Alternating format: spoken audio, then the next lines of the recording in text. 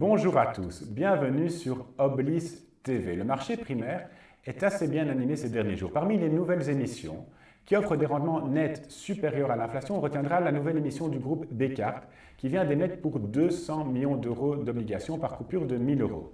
Ces nouvelles obligations d'une durée de 7 ans sont rémunérées par un coupon de 2,75. Ces titres commencent tout doucement à s'échanger sur le marché secondaire à des prix légèrement en dessous des 103. Plus loin de chez nous, la semaine passée, la Côte d'Ivoire a émis deux nouvelles obligations en euros pour un total de 1,7 milliard d'euros. Le coupon pour la tranche à 12 ans en euros a été fixé à 5,875%. Selon nos informations, Schuler Packaging, noté B chez S&P, serait également sur le point d'émettre des nouvelles obligations pour un total de 250 millions d'euros, dont le rendement devrait tourner aux alentours de 6%. Bien entendu, plus d'informations sur le site Oblis dans les prochaines heures. Et pour terminer, sachez que le groupe français La Mondiale serait sur le point de solliciter les investisseurs pour une nouvelle obligation perpétuelle en euros. Ces nouvelles obligations perpétuelles subordonnées devraient avoir le rating triple B- chez S&P. Voilà ce qu'on pouvait dire sur le marché primaire aujourd'hui. Sur le marché secondaire, à présent, on retiendra que les créanciers de Bed Bath & Beyond reprennent le sourire après que la chaîne d'ameublement américaine ait annoncé avoir recruté le directeur des ventes de chez Target, Mark Tritton. Celui-ci prendra ses fonctions le 4 novembre.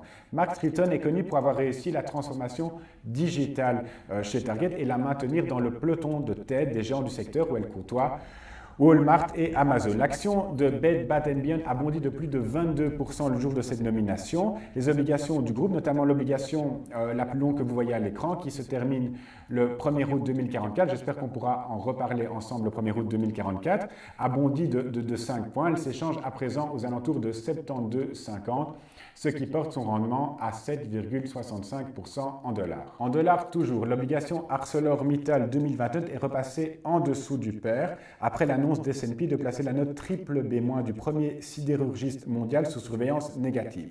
Sur base de 92,20, le rendement de cette obligation est porté à 4,35%. Pour finir, sachez que la pression reste lourde sur les obligations du transporteur CMA-CGM dont les cours évoluent au gré des nouvelles sur la signature d'un accord commercial entre la Chine et les États-Unis. L'obligation à 3 ans, un peu moins de 3 ans, du groupe marseillais s'échange nettement en dessous du pair, aux alentours de 75%, ce qui porte son rendement en euros légèrement au-dessus des 18%.